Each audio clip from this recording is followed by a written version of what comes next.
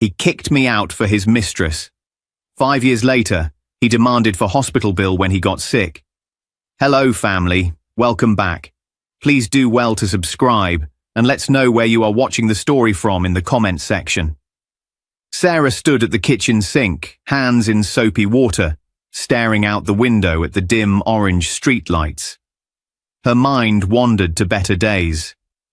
She remembered laughter in this house, shared plans, the promise David whispered in her ear on their wedding night.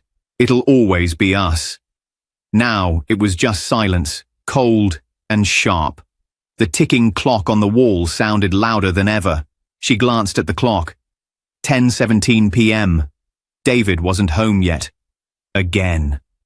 Grace padded in, clutching her old teddy bear, her brown hair tangled from sleep. "Mommy, is Daddy coming home soon?" Sarah tried to smile. "Of course, sweetheart. He's probably working late again." But Grace's eyes were too wise for her age. "He doesn't like your spaghetti anymore, he told me." Sarah's heart twisted. She kneeled, hugging her daughter tightly. "People get tired sometimes, Gracie. But I love you, okay? Always." Grace nodded, hugging back. "I love you too, Mommy." Sarah tucked her back into bed and returned to the kitchen, feeling emptier than before. She rinsed the last plate and checked her phone. No messages from David. She scrolled through her texts. Her last 3 went unanswered. Suddenly, her phone buzzed. "David, don't wait up." That was all. Sarah stared at the words, feeling their weight. He hadn't even said goodnight to Grace. She turned off the lights and sat on the couch, exhaustion rolling over her. In her mind, doubts grew louder. Was she not enough? Did she do something wrong? She'd supported David when he lost his job, picked up shifts as a cleaner, and made sure Grace never felt the pinch. But lately, all she got from David was silence or sharp words. She thought of the hotel receipt she'd found in his jeans last week, a place she'd never been. He'd laughed it off. "It's a work thing, Sarah. Stop snooping." But she knew David's company didn't have meetings in fancy hotels. She tried to push away the suspicion, but it clung to her. It was almost midnight when she heard the front door slam. David stumbled in, smelling of whiskey and something floral. Perfume. He didn't look at her as he kicked off his shoes. Sarah stood up, voice gentle. "You're late. Grace was asking for you." David tossed his jacket on the chair. "She'll live. Why are you still up?" "I was worried." Her voice trembled. "You haven't been home much. I just want to talk, David." "Is something going on?" He sighed, rubbing his temples. "Not this again, Sarah. Can't I just come home without an interrogation?" Sarah kept her cool. "I'm not interrogating you. I'm your wife. I just want to know what's happening to us." David looked at her for the first time in weeks. His eyes were cold, unreadable. "What's happening to us? You want to know?" He laughed, bitter and low. "We're dying, Sarah. That's what's happening." Sarah felt the words like a punch. "David, please. We can fix this. If there's something, there's nothing to fix. I'm tired. I'm tired of this life, tired of pretending." He stepped closer, lowering his voice. "I met someone, Sarah. Her name is Linda.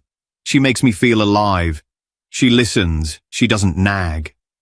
Sarah's legs nearly buckled. She gripped the back of the chair to steady herself.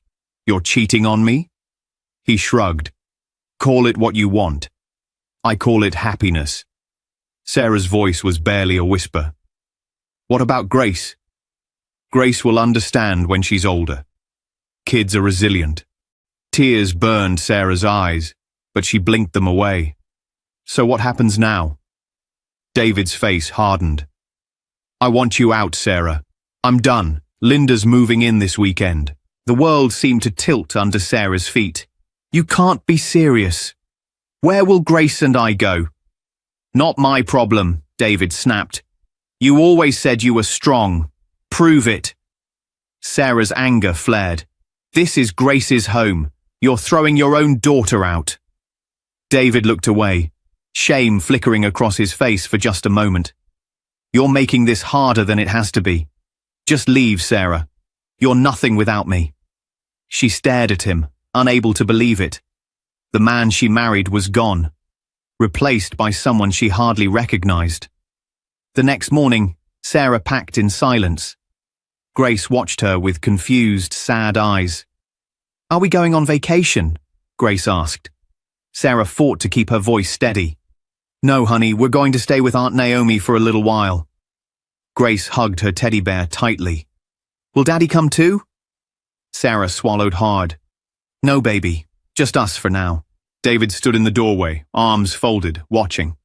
Linda appeared behind him, smiling, her manicured nails resting on David's shoulder. Linda looked Sarah up and down.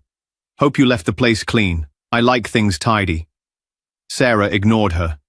She zipped up her bag and knelt down to Grace. "Let's go, sweetheart." Grace stared at her father. "Bye, Daddy. Are you mad at me?" David bent down awkwardly. "No, Gracie. I'm just busy." Sarah fought the urge to scream.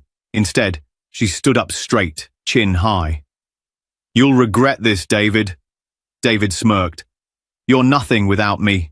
Don't come crawling back." Sarah walked out, Grace in her arms, not looking back. The door clicked shut behind them, louder than thunder. The cab ride to Naomi's house was silent at first. Sarah stared out the window, trying to hold herself together. Grace dozed, teddy bear pressed to her face, small feet tucked under her. Naomi met them at the door, wrapping Sarah in a tight hug. "I'm so sorry, honey. He doesn't deserve you." Sarah let the tears fall at last, holding her sister tight. Later that night, as Grace slept beside her, Sarah stared at the ceiling. Everything she'd built had crumbled in one night.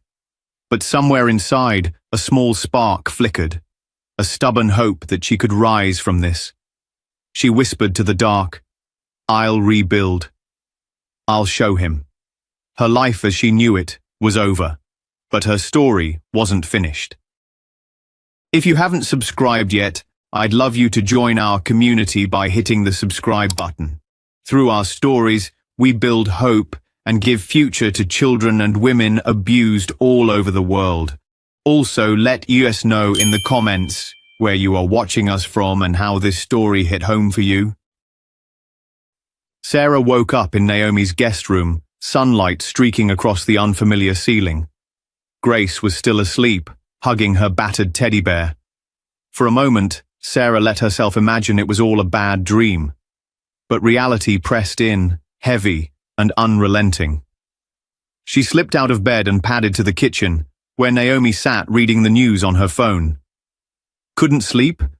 Naomi asked gently, pushing a mug of coffee toward her. Sarah shook her head. "Barely at all. My brain won't shut off. How did I let it get this far?" Naomi squeezed her hand. "You trusted him, Sarah. That's not a crime. He's the one who broke things, not you."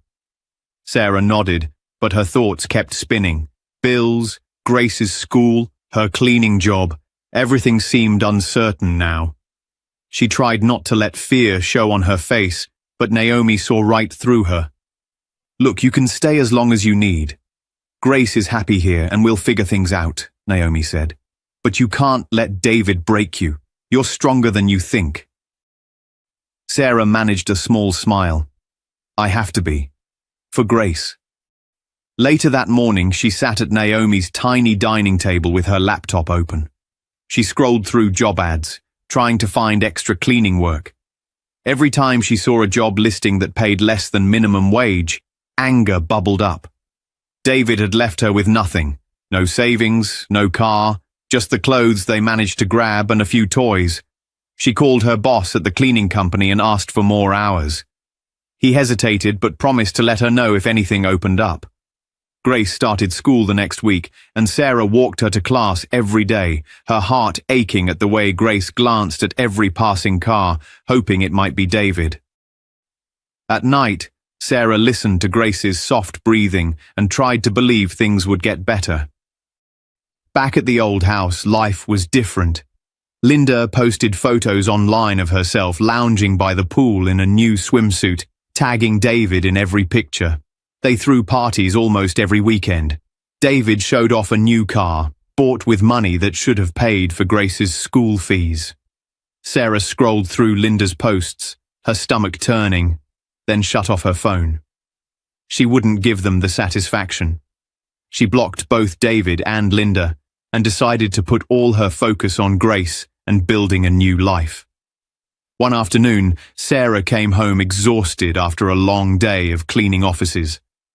Grace sat at the table drawing pictures, her eyes lighting up when she saw her mom. "Did you have a good day, Mommy?" Grace asked. Sarah smiled, hugging her. "I did. How about you?" "I made a new friend," Grace said. "Her name is Emily. She said her mommy and daddy live in different houses too." Sarah's throat tightened, but she kept her smile. "That's nice, honey. Want to tell me about her?" As Grace chatted about her day, Sarah felt a flicker of hope. Maybe they would be okay. Sarah applied for night classes, determined to finish her nursing degree. She spent late nights hunched over textbooks after Grace went to sleep. Naomi watched Grace on weekends so Sarah could study and pick up extra shifts. Some nights Sarah lay awake, overwhelmed by exhaustion, but she refused to quit. Every small step forward was a victory. One rainy evening, Grace came running into the living room with a drawing in her hand. "Mommy, I made this for you." Sarah unfolded the paper. It showed two stick figures, Sarah and Grace, standing together beneath a big, smiling sun. At the bottom, Grace had written, "Me and Mommy, team forever." Sarah hugged her daughter tight, feeling tears threaten again, but these were tears of gratitude. Meanwhile, David's new life began to lose its shine. The parties faded as money grew tight. Linda was less patient, leaving for business trips that lasted days. David missed payments on the car and the house. He tried calling Sarah, but she didn't answer. He left angry voicemails at first, then pleading ones. Sarah ignored them all. 5 years crawled by. Sarah finished her nursing program and landed a job at the local hospital. They moved into a modest apartment, a little worn around the edges, but it was theirs. Grace grew into a bright, kind teenager.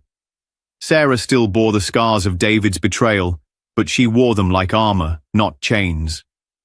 One afternoon, as Sarah left the hospital after a double shift, her phone buzzed with a message from an unknown number. The words stopped her cold.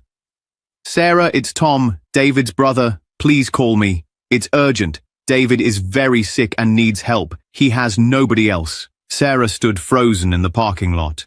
Her breath caught in her chest. She hadn't heard David's name in years, hadn't spoken to anyone from his family since the day she left. The phone buzzed again. "Please. He's in bad shape. Linda left him.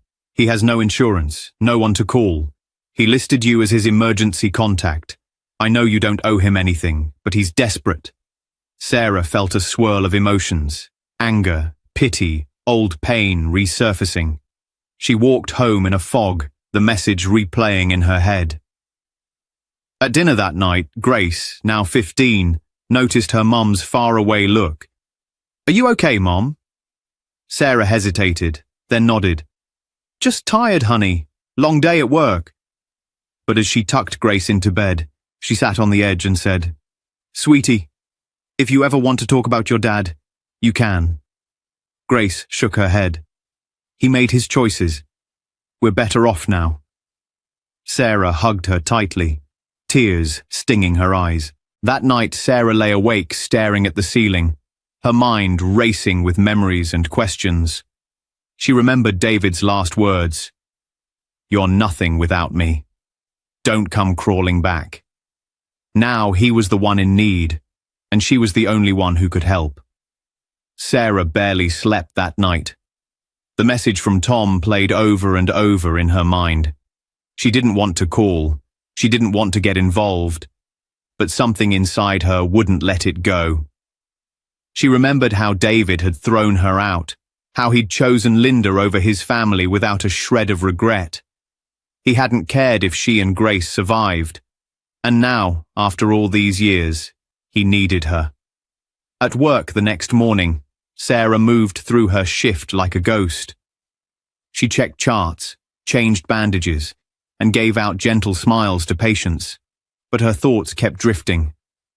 What if David really was dying? What if he had no one else? During her break, she scrolled through her phone, staring at Tom's number. Her hand shook as she finally pressed call. Tom answered on the first ring. Sarah? Yes, it's me, she said quietly. Tom's voice was weary. Thank you for calling. I know you didn't have to. David, he's not well. He was in and out of the hospital for weeks before I even found out. Linda's long gone. He's got nobody. He keeps asking for you. Sarah's stomach twisted. What's wrong with him? It's his kidneys. They're failing. He needs treatments, dialysis, medication. He has no insurance, no savings, and honestly, I can't afford to help much. He's lost almost everything. I'm sorry to ask, but would you at least talk to him? Sarah hesitated. I'll think about it. She hung up, feeling hollow. When she got home, Grace was waiting in the kitchen, her backpack on the table. Mom, you look worried. Is everything okay? Sarah sat beside her. She realized she couldn't hide this, not anymore. Honey, I got a call from Uncle Tom. Your dad is very sick. He needs help. Grace's face was unreadable at first. Then she looked down at her hands. After everything he did, why should we care? Sarah sighed. That's what I keep asking myself. But he's still your father. He's alone. I'm not saying we forgive what he did, but sometimes people need help, even if they don't deserve it. Grace stared at her. Are you going to see him? I don't know yet. I just wanted to be honest with you. Sarah said softly. Grace nodded. If you want to help, I'll support you. But you don't have to do it for me. Sarah squeezed her hand, grateful for her daughter's quiet strength. That night, Sarah tossed and turned.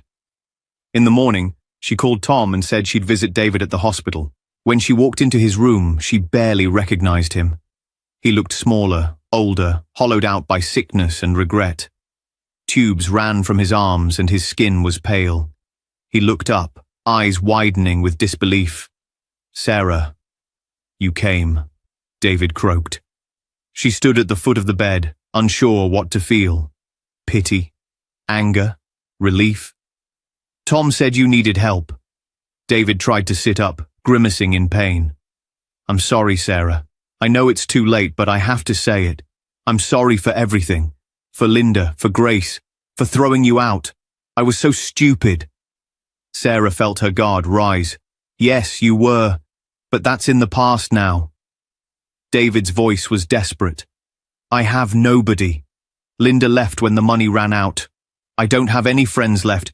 I don't blame you if you hate me, but please help me. The hospital bills. I can't pay them.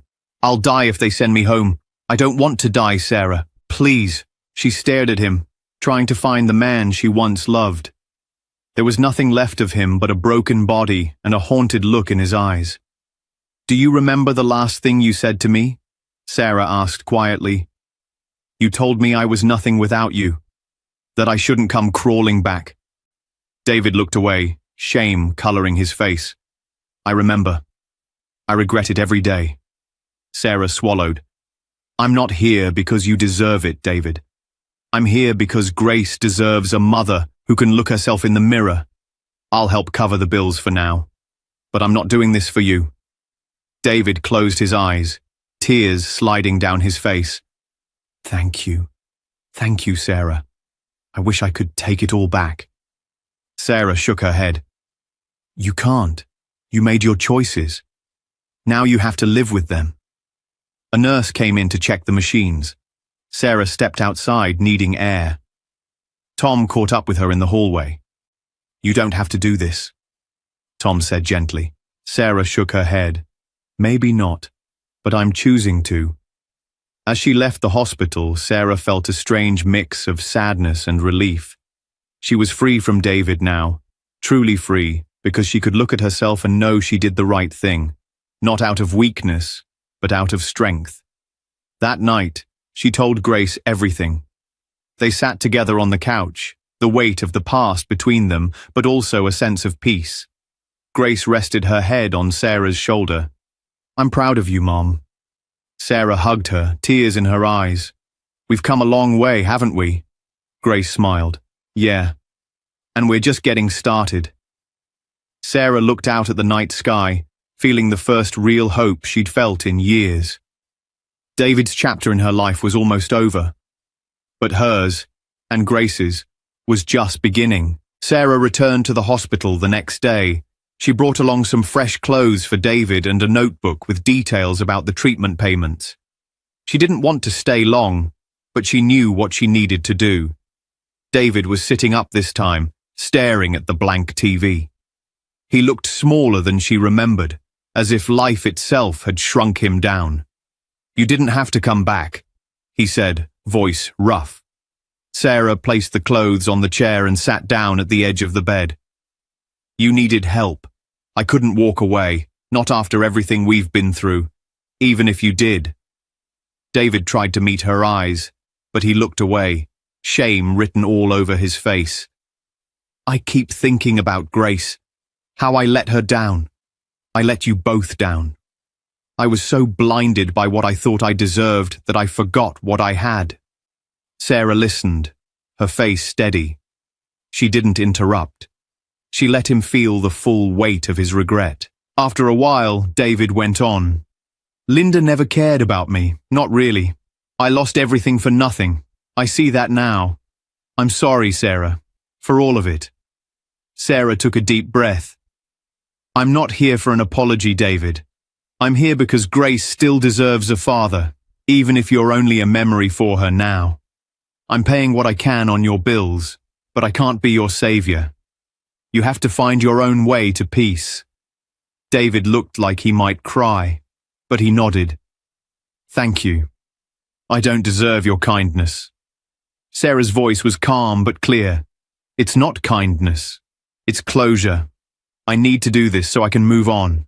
For Grace, and for myself." There was a long silence between them, heavy but honest. When she left the hospital, Sarah felt lighter, as if a huge burden had slipped from her shoulders. She stopped at a cafe and wrote a letter to David. She wanted to leave her final words with him, not spoken but written, so he would have to read and remember. "David, we are the sum of our choices. You taught me what happens when someone values themselves above everyone else. I forgave you, not because you deserve it, but because I deserve peace. I hope you find some too. Sarah." She delivered the letter to the hospital nurse, then walked out into the sunlight. At home, Sarah told Grace about the visit.